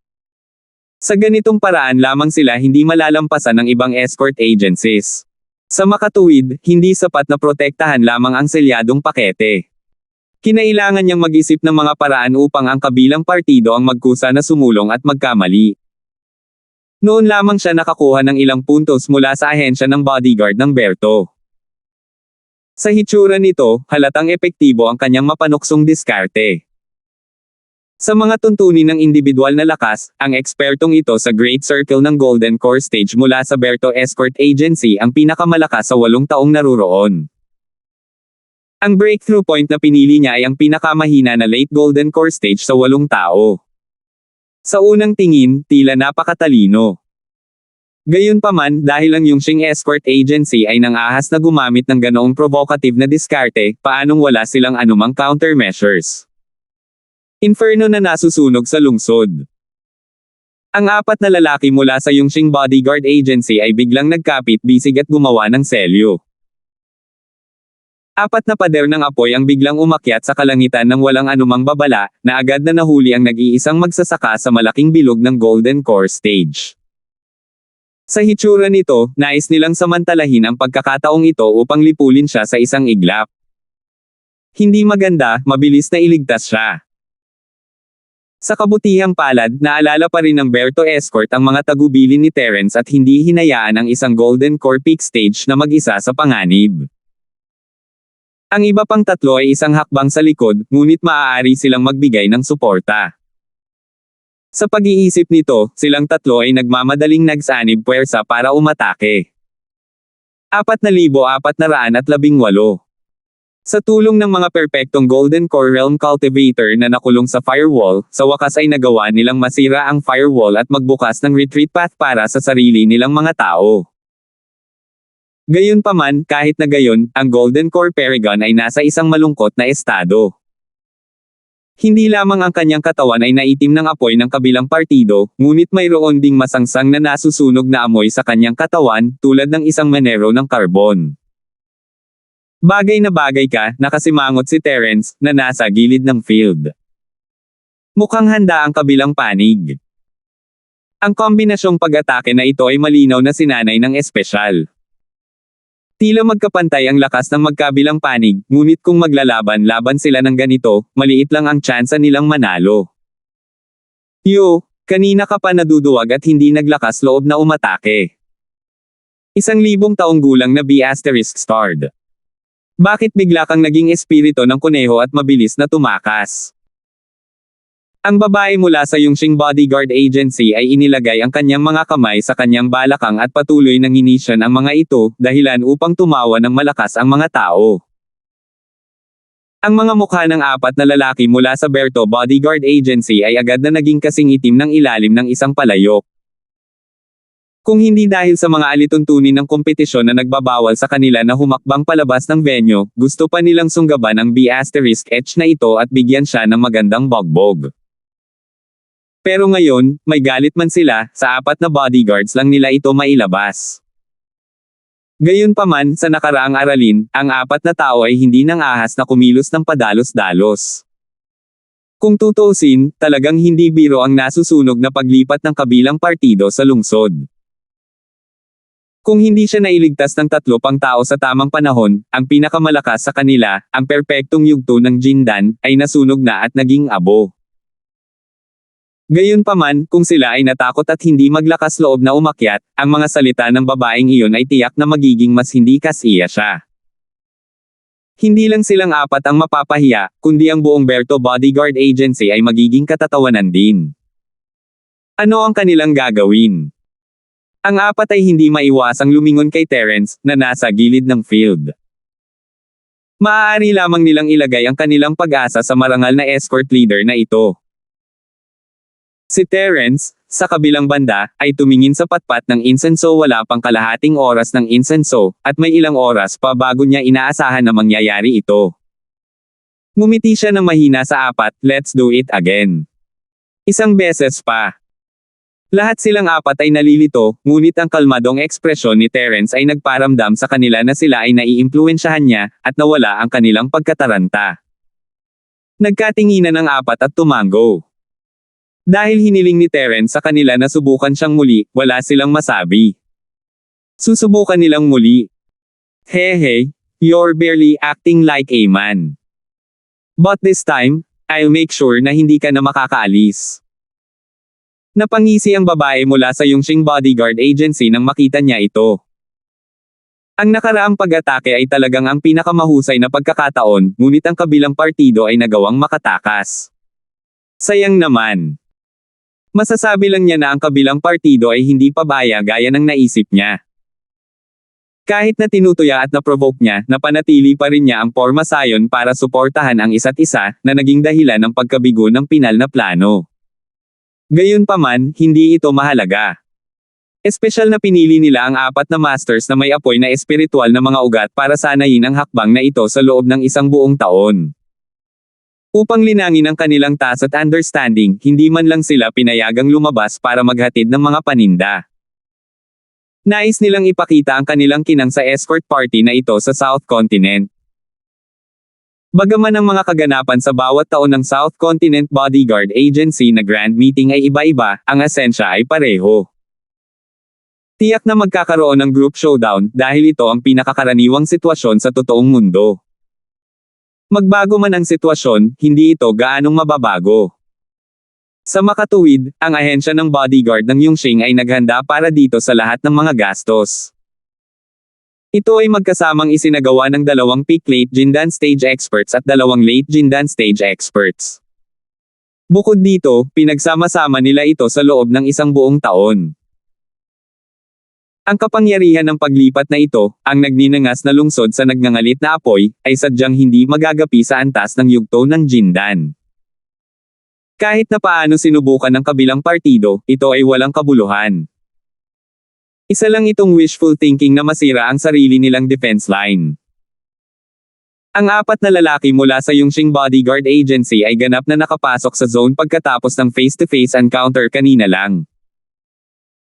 Nagkaroon ng mahinang pagbabago-bago ng totoong chi sa pagitan nilang 4, at malinaw na konektado sila bilang isa. Ang nakakapasong apoy na ibinubuga mula sa kanilang mga katawan ay tila lalamunan sila anumang oras, na nagbibigay sa mga tao ng isang lubhang mapanganib at nakakatakot na pakiramdam. Kung ikukumpara sa dati, ang 4 na lalaki mula sa Berto Escort Agency ay halatang mas maingat sa kanilang probong attack sa pagkakataong ito. Pinili pa rin nila ang perpektong Golden Core Realm Cultivator bilang breakthrough point at pinili ang late Golden Core Realm Cultivator bilang breakthrough point. Ang pinagkaiba lang ay mas compact ang porma sayon ng 4 na lalaki sa pagkakataong ito. Mas maginhawa para sa kanila ang pag-aalaga sa isa't isa at sa parehong oras, hindi sila madaling paghiwalayin ng kabilang partido. Inferno na nasusunog sa lungsod. Isa pang pader ng apoy ang bumangon mula sa 4 na isla. Sa pagkakataong ito, hindi lang ang Peak Golden Core Stage ang naapektuhan. Naapektuhan din ang 3 pang lalaki mula sa Berto Escort Agency. Bagamat nagawa nilang makawala sa dingding ng apoy, lahat sila ay natatakpan ng sunog na amoy at mukhang lubhang kalunos-lunos. Ang mga tao sa paligid ay hindi maiwasang ituro ang mga ito. Ang Berto Escort Agency ay isa sa 5 pangunahing escort agencies at naisip nila na ang Berto Escort Agency ang siyang mangguna. Gayunpaman, sa hitsura nito ngayon, wala silang anumang kalamangan. Sila ay ganap na dinurog ng Yongxing Escort Agency. Sa hitsura nito, ang Yongxing Bodyguard Agency ay malamang na maging isang malaking dark horse sa taong ito at palitan ang Berto Bodyguard Agency. Hindi nyo alam kung ano ang makakabuti sa inyo. Payo ko sa inyong 4 na magtago ng masunurin at huwag gumalaw. Kung hindi, masusunog kayong lahat ng Black Ash at sasabihing masyadong malayo ang pupuntahan ng Yongxing Bodyguard Agency natin. Kung mangyayari iyon, nakakahiya sa lahat, di ba? Nang makita ito, lalo pang nagdaldal ang babae, gaya ng dati, na nagpapasigla sa kaba ng lahat. Siya ay isang tipikal na halimbawa ng isang taong hindi pa kakawalan ng isang taong may kapangyarihan. Anong gagawin natin? Ang 4 na lalaki mula sa Berto Escort Agency ay nagngangalit ang kanilang mga ngipin.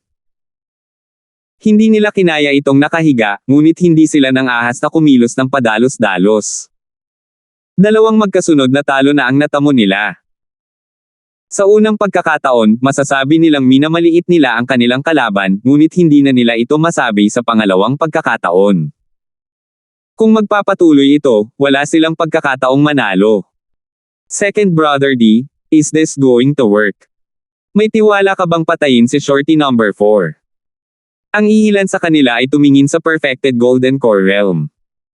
Ang apelyido ng lalaking ito ay D at siya ang pangalawang anak ng kanyang pamilya. Kaya naman, lahat ng nasa bodyguard agency ay tinawag siyang pangalawang kapatid na D. Tungkol naman sa shorty na kanilang pinag-uusapan, iyon ang numerong tinawag ni Terence kanina, ang pinakamahina sa huling yugto ng Golden Core Cultivator. It'll be very hard.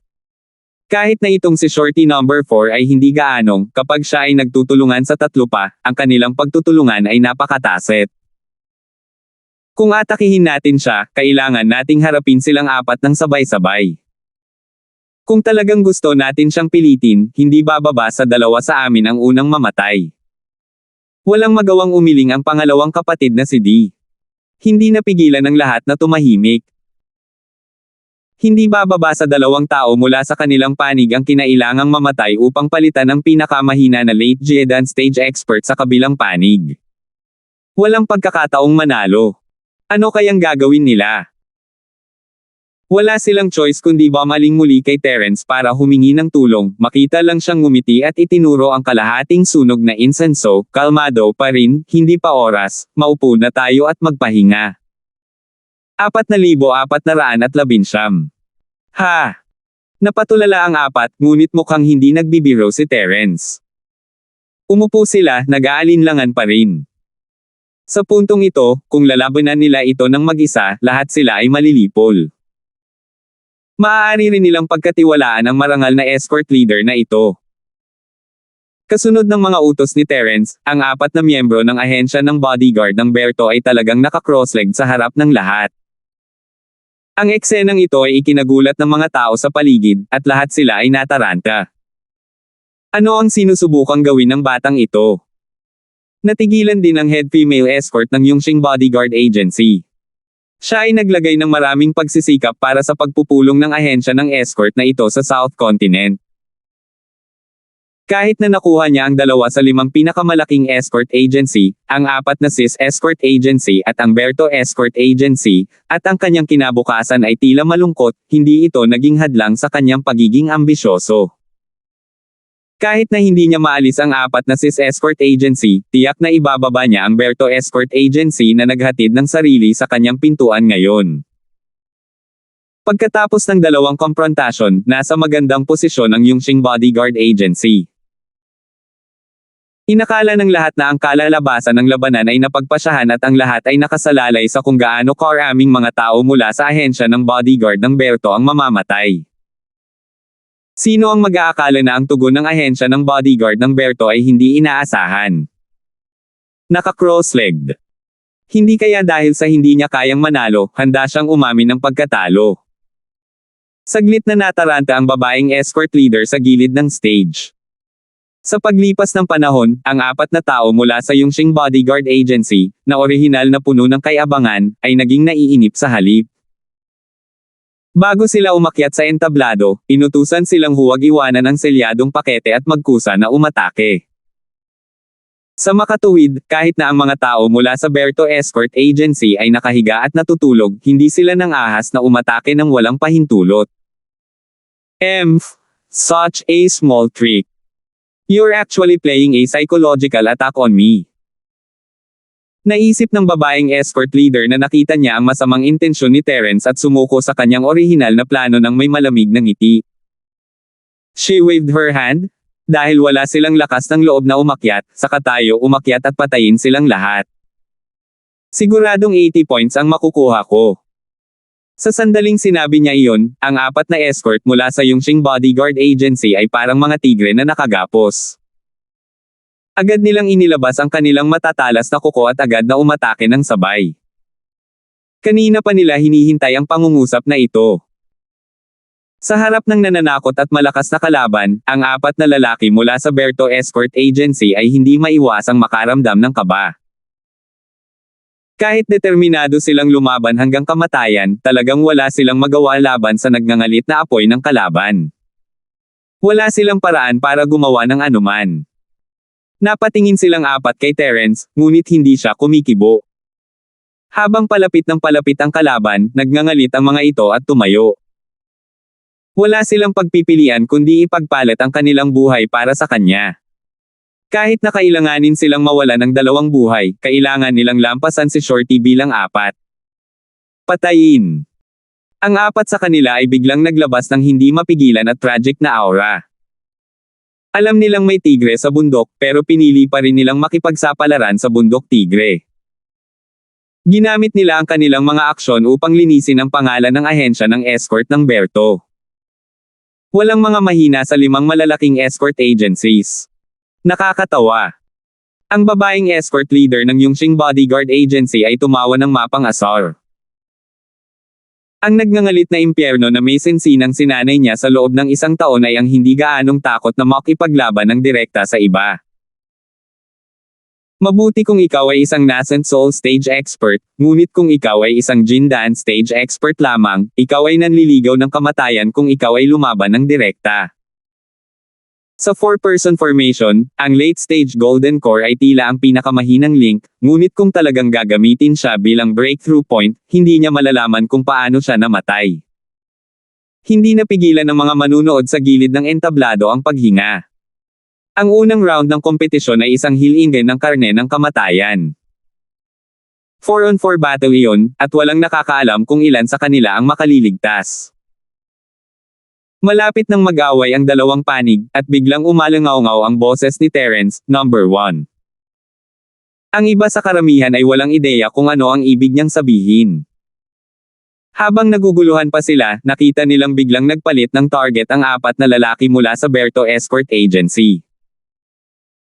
Binago nila ang kanilang target mula sa pinakamahina na Late Golden Core Cultivator hanggang sa pinakamalakas na Peak Late Golden Core Cultivator. Haha, I've never seen such a stupid person. Originally, 2 lang sa kanila ang mamamatay. This time, ang buong army mo ay malilipol. Agad namang tumawa ng kampante ang babaeng escort leader ng Yongqing Bodyguard Agency. Hindi man lang siya makalusot sa pinakamahina na Late Golden Core Stage, pero gusto niyang pumunta sa pinakamalakas na Peak Late Golden Core Stage. Kung ito ay hindi panliligaw sa kamatayan, ano ito? Gayunpaman, kasi simula pa lang ng tawa ng babae nang bigla itong tumigil. Parang may biglang humawak sa leeg, at hindi masabi na nakakatawa. Gayunpaman, hindi ito nakakatawa sa karamihan. Ang bawat isa sa kanila ay nakabuka ang bibig at hindi ito maisara ng matagal. Ito ay dahil sa sandaling ito, ang pinakamalakas na tao mula sa Yongqing Bodyguard Agency, na nasa tuktok ng Late Golden Core Stage, ay talagang pinatay ng pinagsamang puwersa ng 4 na tao mula sa Berto Bodyguard Agency sa isang galaw. Ang eksenang ito ay ikinagulat ng lahat. Maging ang 4 na lalaki mula sa Berto Escort Agency ay hindi makapaniwala. Dati, hindi man lang siya makalusot sa pinakamahina sa huling yugto ng Jindan. Bilang karagdagan, sa sandaling iyon, ang kabilang partido ay walang kahit kaunting intensyon na maliitin ang kaaway at maging madali sa kanya. Mayabang pa rin niyang sinusunog ang lungsod sa apoy. Ngunit bakit naging madali ito pagkatapos niyang baguhin ang kanyang target sa pinakamalakas na rurok sa huling yugto ng Jindan? Noong una, akala nila 2 lang sa kanila ang mamamatay, pero ngayon, wala sa 4 na tao ang namatay. Nasugatan lang sila.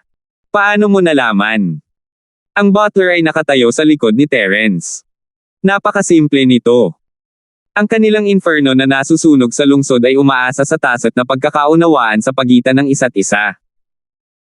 Bagamat ang huling yugto ng Jindan ay ang pinakamahina sa ibabaw, ang kanyang pakikipagtulungan sa iba ay ang pinakataset, na nagpapahirap sa kanya na masira. Sa kabilang banda, ang pinakamalakas na rurok sa huling yugto ng Jindan ay ang eksaktong kabaligtaran, kaya siya ang pinakamahusay na punto upang masira. Bahagyang ngumiti si Terence. Dahil siya ay nag-claim na siya ay isang pansamantalang coach, natural na kailangan niyang gampanan ang kanyang mga tungkulin bilang isang coach.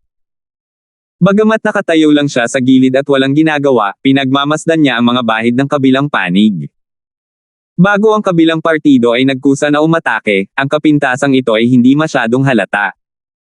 Pero ngayon, parang langaw sa kalbong ulo, halata. Namula ang mukha ng babaeng escort leader ng Yongqing Bodyguard Agency habang pinagmamasdan ang pagbagsak ng kanyang mga tao. Ang apoy na nasusunog sa lungsod ay pinagsamang pag-atake ng 4 na tao at hindi magagamit kung wala ang sinuman sa kanila. Tapos na siya. Ang batang bayani na si Ford ay isang henyo, ang matandang ito ay humanga. Sabi ng housekeeper Song na may taos-pusong paghanga. Sa pag-unlad ng sitwasyon hanggang sa puntong ito, makikita ng lahat na ang pangkalahatang sitwasyon ay napagpasyahan na. Isang miyembro ng Yongxing Bodyguard Agency ang namatay. Hindi lamang nasira ang kanilang magkasanib na pag-atake, ngunit ang selyadong pakete ay inagaw din ng 4 na tao mula sa ahensya ng bodyguard ng Berto. Tapos na ang sitwasyon. Haha Elder Song, masyado kang mabait. I just like the expression on some people's face when they eat shit. Ngumiti si Terence at sinulyapan ang mayabang na escort leader. Ang mga tingin ng mga tao sa paligid ay biglang naging mapagnilay-nilay, ngayon lang, ang babaeng escort leader na ito ay nagpahayag sa publiko na kakain siya ng shi, kung hindi niya matalo ang ahensya ng bodyguard ng Berto. Nag-iisip sila kung tutuperin niya ang kanyang salita. Kung gusto mo ang gawaing ito, maaari kang pumunta upang ibigay ang iyong rekomendasyon at buwan ng pagboto. Ang iyong suporta ay ang aking pinakamalaking motibasyon. Para sa mga gumagamit ng mobile, mangyaring basahin. 4,420. Sa pagkakataong ito, ibinaba ng babaeng escort leader ang kanyang ulo sa katahimikan, hindi na naglakas loob na magsalita. Hindi man lang siya naglakas loob na tumingin sa karamihan, at pumuslit na parang ostrich. Sa huli, natapos ang tunggalian na ito sa kumpletong tagumpay ng Berto Escort Agency. Matagumpay nilang naagaw ang selyadong pakete. Wala sa kanilang 4 na lalaki ang namatay. Sa halaga ng 2 sa kanila na malubhang nasugatan at 2 sa kanila ay bahagyang nasugatan, matagumpay nilang napatay ang 2 sa mga tauhan ng kabilang partido. Ang huling puntos ay 60 puntos. Ang ganitong uri ng record ng labanan ay itinuturing na napakataas sa buong eksena. Pagkatapos ng lahat, ito ay limitado sa mga eksperto sa yugto ng Jindan. Ang agwat sa pagitan ng mga kumpanya ng escort ay hindi lubos na maipakita, kaya napakahirap na magkaroon ng isang ganap na isang panig na sitwasyon. Kailangang malaman ng isa na kahit na ang pinakamalakas na Forces Escort Agency ay nakakuha lamang ng 50 puntos sa escort battle, na 10 puntos na mas mababa kaysa sa Berto Escort Agency. Gayunpaman, nang pinagsama ang escort battle at ang escort snatching battle, ang 4 na sis escort agency ang talagang nangunguna. Ito ay dahil nanalo sila sa escort battle laban sa second string lineup ng Yongxing Escort Agency at nakakuha ng 70 puntos. Sa kabuuan, mayroon silang 120 puntos. Sa kabilang banda, kahit na ang Berto Escort Agency ay mahusay na gumanap sa escort robbery battle, sa kabilang banda, ang pagganap ni Wenhan, na personal na namamahala sa escort battle, ay mailalarawan lamang bilang kalunos-lunos. Ang tanging dahilan kung bakit napakaganda ng escort robbery battle ay dahil sa huling minutong utos ni Terence. Kung hindi, kalimutan ng 60 puntos, maaaring hindi nila makuha ang escort item. Hindi sila makakakuha ng kahit 1 puntos at kailangang mawala ng ilang buhay. Si Wenhan, sa kabilang banda, ay wala sa lahat ng kamalayan ni Terence. Siya ay kapareho ng iba pang mga kumpanya ng escort, at karamihan ay nagsasabi sa kanila na abangan ang isa't isa. Walang mabisang taktika na pinag-uusapan. Ang tanging tungkulin ni Wenhan bilang young master ay itaas ang moral. Ang lakas ng Wuma Escort Agency ay mas malakas pa kaysa sa Yongxing Escort Agency. Bukod dito, ang estilo ng escort agency na ito ay palaging lumaban hanggang kamatayan sa iba anuman ang halaga. Sa makatuwid, hanggat mayroon silang kompetisyon bawat taon, ito ay palaging bubuo sa direksyon ng pinakatrahedya na kinalabasan. Ang oras na ito ay walang pagbubukod. Sa huli, sa 4 na tao mula sa Horse Escort Agency, 3 sa kanila ang namatay on the spot, habang ang natitira ay malubhang nasugatan at nasa bingit ng kamatayan. Tungkol naman sa Berto Escort Agency, bagamat nagawa nilang protektahan ang selyadong pakete pagkatapos ng matinding kahirapan, 3 buhay din ang nasawi nila. Sa tagal ng pagsunog ng insenso, 6 na tao ang sunod-sunod na nasawi sa maliit na arena. May nakasisilaw na dugo sa lahat ng dako. Kahit nasanay na ang lahat sa lahat ng uri ng pagpatay sa South Continent Sea at matagal nang namamanhid ang kanilang mga nerves, hindi pa rin nila maiwasang matakot na masilayan ang ganitong madugong eksena. Namula ang mukha ni Wenhan, at hindi siya nakaimik sa mahabang panahon. Bagamat naisip niya na ang kompetisyong ito ay hindi magiging ganoon kadali, pagkatapos ng lahat, ang ahensya ng horse escort ay kinikilala ng publiko na isang napakahirap na buto ng ngumunguya, hindi niya akalain na magiging ganito ito. Upang makakuha ng mga puntos para sa escort battle, ipinadala niya ang lahat ng pinakamahusay na manlalaban sa ahensya sa labanan. Ang lakas ng koponan ay mas mataas pa kaysa sa koponan ni Terence, ngunit napunta sila sa isang malupit na sitwasyon. Paano niya ito matatanggap? Sa pagtingin sa malagim na bangkay sa lupa, hindi lang si Wenhan, kundi ang iba pang mga tao sa bodyguard agency ay may seryosong ekspresyon sa kanilang mga mukha. Hindi nila maiwasang malungkot sa pagkamatay ng kanilang kauri.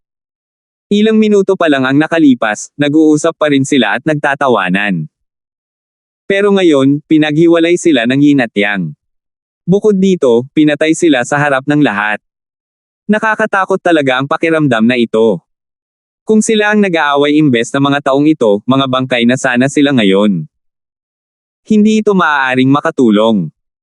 Ito ay palaging ang estilo ng South Continent Escort Agency meeting. Ito ay lubhang duguan at malupit.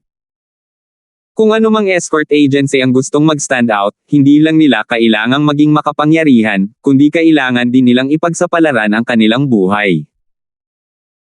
Kung hindi sila nagbayad ng malaking halaga, paano sila mamumukod tangi? Napakadilim ng mukha ni Wenhan. Iilan lamang ang mga top-tier experts sa bodyguard agency, ngunit 3 sa kanila ay namatay sa isang round lamang. Masyadong mabigat ang presyong ito. Ang tanging nakakaaliw ay nabayaran nila ang halaga ng 3 buhay. Ang round na ito ng labanan ng bodyguard ay sa wakas ay naipasa ng walang anumang sakuna. Sa huli, nakakuha sila ng 40 puntos. Hindi ito mataas na marka, ngunit kung hindi mo isasaalang-alang ang gastos, ito ay halos hindi katanggap-tanggap. Gayunpaman, wala ito kumpara sa record ng labanan ni Terence. Hindi lamang ligtas na naibalik ni Terence ang 4 sa kanila, ngunit matagumpay din siyang nakakuha ng 60 puntos. Binigyan nito ang mabigat na pusong Berto Bodyguard Agency ng isang shot ng adrenaline, at ang young master na si Wenhan, na natama ng husto, ay hindi na masyadong nag-aalala. Paulit-ulit niyang pinasalamatan si Terence, tinulungan siya ni Terence sa mahirap na sitwasyon. Ito ang kanyang unang pagkakataon na manguna sa isang koponan na lumahok sa pulong ng ahensya ng bodyguard ng South Continent. Panahon na para ipakita niya ang kanyang kakayahan sa pamumuno at itatag ang kanyang prestihiyo. Kung wala siyang anumang natitirang tagumpay, kahit na siya ay nag-iisang anak na lalaki ni Ming Yuan, hindi maiiwasang pagtsitsismisan siya sa kanyang likuran at magiging mahirap para sa kanya na tunay na pumalit sa ahensya ng bodyguard ng Berto. Ngunit ngayon, narito si Terence upang iligtas sila. Ang lahat ng iba pa, kahit na sa mga tuntunin ng mga puntos, ito ay malayo sa kanilang mga inaasahan. Sapat na iyon para mapasaya ang lahat ng nasa bodyguard agency. Ang kabuuang puntos para sa unang round ng escort battle at ang escort robbery battle ay 100 puntos.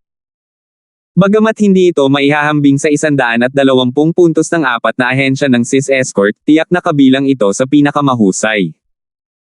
Hindi ito mas mababa sa iba pang 5 pangunahing ahensya ng escort, at maaaring mas mahusay pa. Natapos na ang unang round ng kompetisyon. Nang ipahayag sa malaking bulletin board ang ranking ng mga escort company, nagkagulo ang buong venue.